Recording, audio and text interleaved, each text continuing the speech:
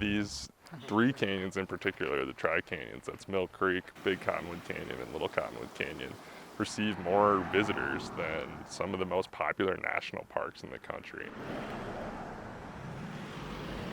There are hundreds, if not a couple thousand people who come up here daily. We have a 1/4 mile of an 8.5 mile canyon. Log Haven itself has people of all ages and ability who come largely to celebrate special events. I started with the intention of nature, nurture, and nourish, because I felt, coming from the executive world, that I really needed to return to a more natural setting, and I wanted to share it with other people. We have been active in cleaning up the woody debris and fallen debris on our property, and we've been trying to get the Forest Service to do that on their property for a long time. And now they have a fire control officer, Stuart Bedke. He's new, but he's off to a good start.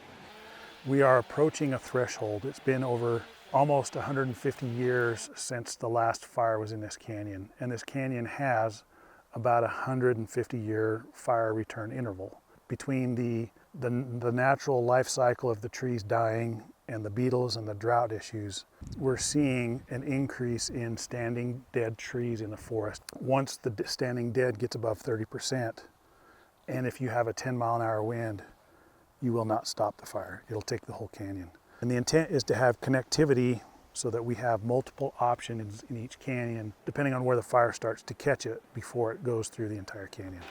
And it's gonna take probably another 10 years to complete it. There's only a handful of us, and most of the work done is through contracts. It had a lot of fuels, a lot of understory, so we're getting rid of the lateral fuels and the ground fuels. We have cut and piled 1,100 acres, and we have lopped and scattered 500 acres. I have been coming up to Mill Creek since I was knee-high. What I love about it is for everybody, whether you have a disability or whatever culture you are. Nature is loving and accepting. It looks very organized. I can see where they have cut down the older and dying trees, and they're in teepee piles, but it still feels like my mountain that I know and love. The need for fuel mitigation in the central Wasatch is clear. That has to do partially with our watershed vulnerability. The Wasatch is ranked high amongst a recent rating of watershed vulnerability due to wildfire.